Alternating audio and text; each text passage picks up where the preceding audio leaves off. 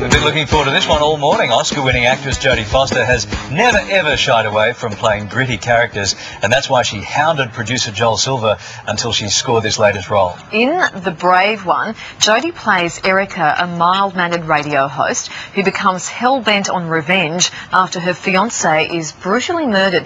Now, she reveals all to Nelson Aspen in this exclusive interview. This stranger is all you are now. There's no going back. How did you put it back together after what happened to you? You become someone else. Erica Bain is a public radio host.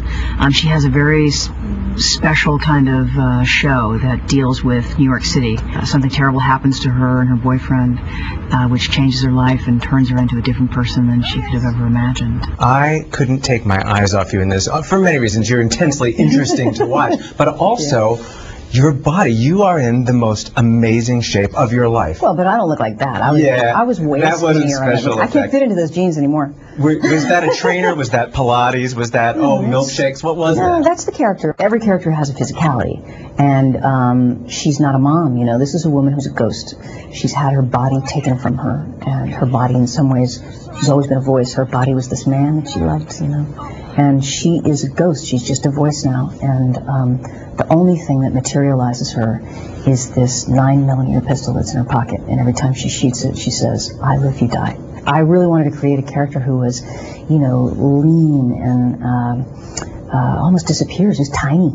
How do you manage your fears and anxieties? I'm not very fearful or anxious. I honestly am not. I can honestly tell you I'm probably blinded to all that kind of stuff. But most of what I do where I'm working through questions I have is by making movies. You know, I know that sounds like dumb. I use my movies as therapy, but you know, that's what I do. I think we all have these ideas that there are lines that we could never cross and there are people we could never be, and yet you don't know who you'll be in a certain circumstance. You can only assume intellectually what your ethics might be and what your morality is, but when you're forced into a situation that challenges you and changes you, perhaps you would react differently. It is astonishing to find that inside you there is a stranger. You wear so many different hats. Is there one in particular that gives you the most professional pleasure? Directing definitely gives me the most professional pleasure, but I don't do it enough, and I don't do it as much as I would love. It's a very personal process, and it's hard to get movies right, and then it's hard to get them off the ground. The reason I make movies is because I love movies, and because I'm a filmmaker, and if I had a day off, I'd go see movies. It's just something I love. How do you maintain a private life? Because you have one.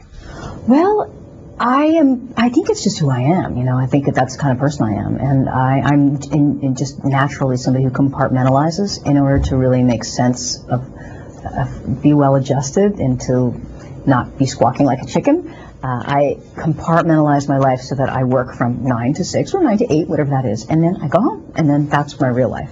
So I am not a person who gets cappuccinos given to them 1,000 times a day and who, you know, I don't know, lives in fancy hotel rooms or whatever. That's just my job, you know. It's my job to be on TV. It's my job to put makeup on and fancy clothes on. But that's not who I am, because when I come home, I'm this other person. And I think it's always been important for me to separate those things. What has been your Down Under experience to date? Well, I've been to Sydney a couple times and loved it. I honestly think it's the most livable city I've ever been in my life. And then I've been working in Gold Coast. Unless you're there when George Bush is there, then it's not so easy. Oh, perhaps not. But I've been living, you know, I've been working in Gold Coast, and that's been wonderful. And koalas and kangaroos and emus and platypuses and what are those? Echidnas.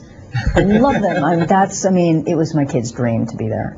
I'm dying to get to Melbourne. All my friends say that's what the best restaurants are. The weather's not as good, but you know, it's where the most European kind of sensibility is. So I'm a big Australia convert. Want some? I want my dog back.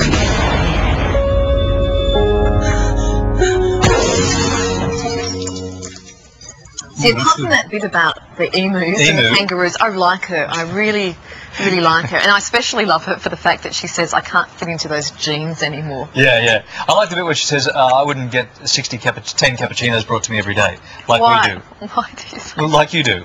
That Like we she would do. never be that. She would never be that sort of I knew person. you were going to say that. A very intense actress, isn't she? Yeah, and done so many she's a different straight things. shooter. Yeah, yeah, And yeah. that's what I like about her. She's Another got great sensibilities. movie from Jodie and a terrific chat from Nelson. You can catch her in The Brave One, and it opens at cinemas around the country tomorrow, I believe.